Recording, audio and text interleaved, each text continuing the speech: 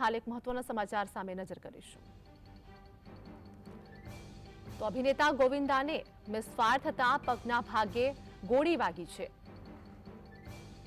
જેમાં વાત કરીએ કે અભિનેતાને પગમાં ગોળી વાગી છે. પોતાની જ રિવોલ્વર હતી અને રિવોલ્વર સાફ કરતા સમયે તેઓ ઇજાગ્રસ્ત થયા હતા.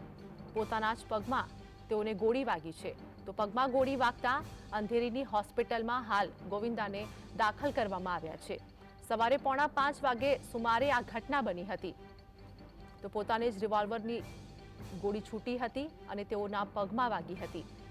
અભિનેતા ગોવિંદાને મિસફાયર થતાં જ પગના ભાગે ગોળી વાગી છે. હાલ તેઓ અંધેરીની હોસ્પિટલમાં દાખલ છે.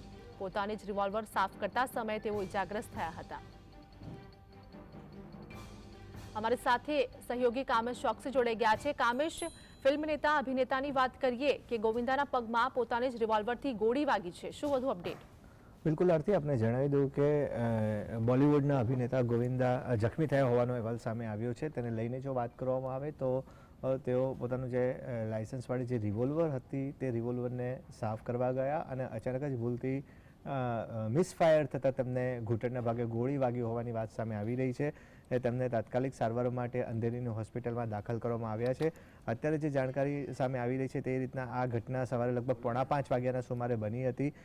તેઓ ક્યાંક જવાના હતા ને એ પહેલાંની તે તૈયારી કરતા હતા અને તે વખતે આ રિવોલ્વર સાફ કરતી વખતે આ ઘટના બની અને જેને લઈને તેમને મિસફાયર થતાં પગના ભાગે ગોળી વાગી હોવાની વાત સામે આવી છે. તેને લઈને અત્યારે જે જાણકારી મળી રહી છે તેની વાત કરવામાં આવે તો અંધેરીની હોસ્પિટલના તેમને આઈસીયુમાં અત્યારે શિફ્ટ કરવામાં આવ્યા છે અને તેમની સારવાર અત્યારે યથાવત છે અને જે જાણકારી આવી રહી છે તે પ્રમાણે તેમની હાલત સ્થિર હોવાની વાત સામે આવી રહી છે.